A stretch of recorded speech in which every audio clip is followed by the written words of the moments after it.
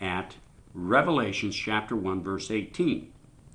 And it reads here, starting in 17, it says, do not be fearful. I am the first and the last, and the living one. And I became dead, but look, I'm alive forever and ever. And I have the keys to death and Hades. Who has the keys to death and Hades? The first and the last. Who became dead and is alive forevermore? The first and the last. Who's the first and the last according to Revelations 1:8? The first and the last is the Alpha and the Omega.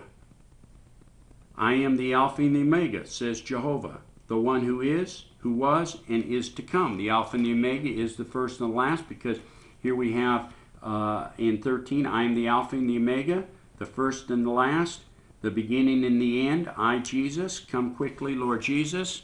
Thus saith the King of Israel and his Redeemer, the Lord of hosts. I am the first and the last, and besides me there's no God. And I became dead, and I live forevermore. Come, Jesus. And at this point, Lawrence, at this time, he's not too happy with the way things proceeded on one hand, and so he's indicating to us he needs to go back, and he's going to do some study, and then we're going to have a third get-together, and hopefully the camera will be working properly on that. At which time I took a moment and I said to him, I said, Lawrence, let me just explain a few things to you. In Matthew chapter 24, over and over and over again, we find Jesus saying that in the last days false prophets are going to come. And he says at one time, he says, behold, I've told you in advance. And so how would we know a true prophet of God from a false prophet of God? Well, if a prophet came and he spoke in agreement with the prophets that annotated him, we would be responsible to think of him as a true prophet of God. But if he parted company from the prophets that annotated him, we tend to think he was a false prophet. And therefore we can see that the Watchtower severely parts company with the representation of the Scriptures. And therefore I would highly recommend that you would consider that Jesus of the New Testament is the Jehovah of the Old Testament. And I said, Lawrence, here, I want you to take this here for a moment. And this is a $20 bill. Take it, and I handed it to him. And I said, Lawrence, what is that? He looked at me, and he looks at it carefully, and he says, well, that's a $20 bill. And I said, look at the other side.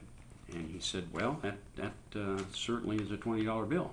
I said, Lawrence, if I gave you this $20 bill, could you see yourself going out and going down the store and buying something with it? He said, I certainly could. As a matter of fact, if you want to give me a few more, I'd appreciate spending them all. And I said, well, fine. I said, could I have the $20 back? And so he hands me back the $20. And I said, now let me ask you a question. If you've seen other $20 bills, haven't you? He said, yes. And I said, does it look like this face? He said, yes. Does the 20 up here and the 20 over here? Yes. Does it say the $20 here and the United States of America there? He said, yes. And I said, on this side, does it have this building that you've seen on $20 bills and this 20 and the, oh, yes, yes. I said, that's why you'd spend it. Is that correct? He says, yes.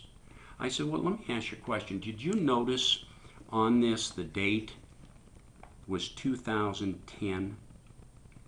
It wasn't like 2005 or 2008. It was actually 2010. Did you notice that? He said, no, I didn't notice that. I said, well, if you took this down in the store and you got 2010 on it, and they noticed it, they could call the police and you could be arrested, couldn't you? He says, yes, that'd be a federal crime. I said, well, what would you tell the judge? Well, I looked at it. I just didn't see the 2010. I'd say that's precisely the case. I says, first of all, let me tell you something, Lawrence. This is the date actually on here is 2005. But if it was 2010, you could end up in the slammer. Why? Because you didn't look close enough. It looked like the real thing, but it was counterfeit. And that's what the Watchtower appears to be. It looks like the real thing. They use a Bible. They print their own, I might add.